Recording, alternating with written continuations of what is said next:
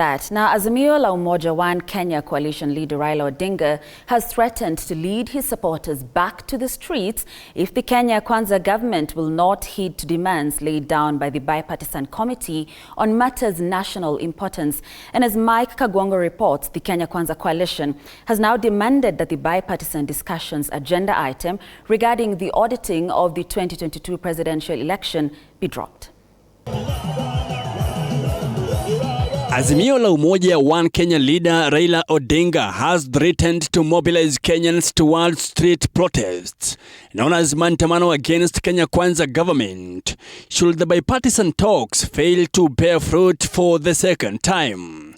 Speaking in Kisii County Sunday, the former premier maintained that the Azimio team are in the talks in good faith and called on the Kenya Kwanza team to stick to the initial agreements between the two sides. Sababu tumeweka Kalonzo anaongoza timu na tutawapatia nafasi waongee vizuri tupate suluhu ya kudumu kwa mambo hii tuko nazo. Simuko tayari?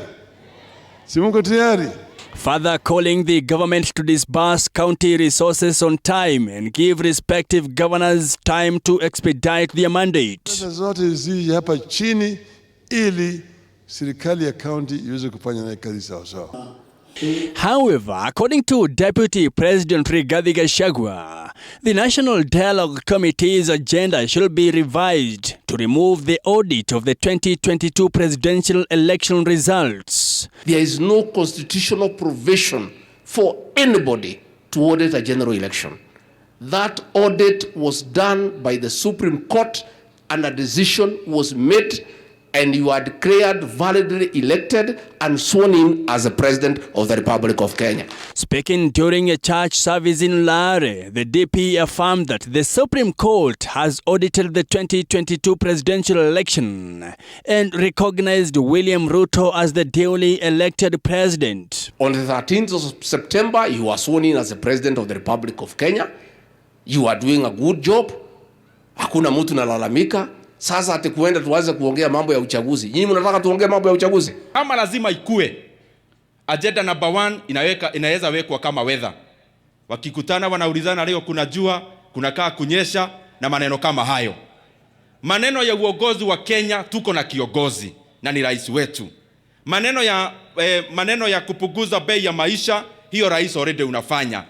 The second in command advised the opposition to turn their attention to the following election cycle and added that he will be prepared to object to any aspect of the discussion that he terms as fatal errand. On the list of areas of contention, the Azimio team led by Kalonzo Musyoka have the high cost of living, the audit of the results of 2022 presidential election, the restructuring and reconstitution of the IEBC, measures to prevent interference with political parties, unresolved constitutional issues regarding governance, sufficient checks and balances, and the issues of boundaries delimitation.